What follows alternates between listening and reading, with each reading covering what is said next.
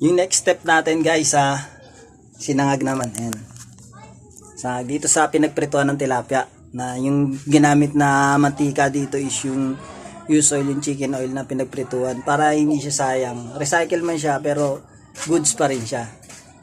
At nalagay na natin yung sinangag. Mainit na yung kawali.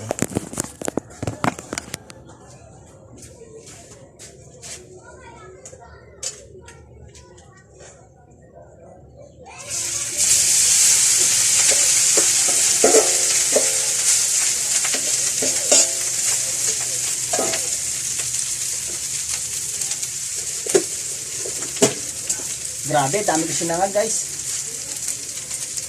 Halu-haluin lang natin yan.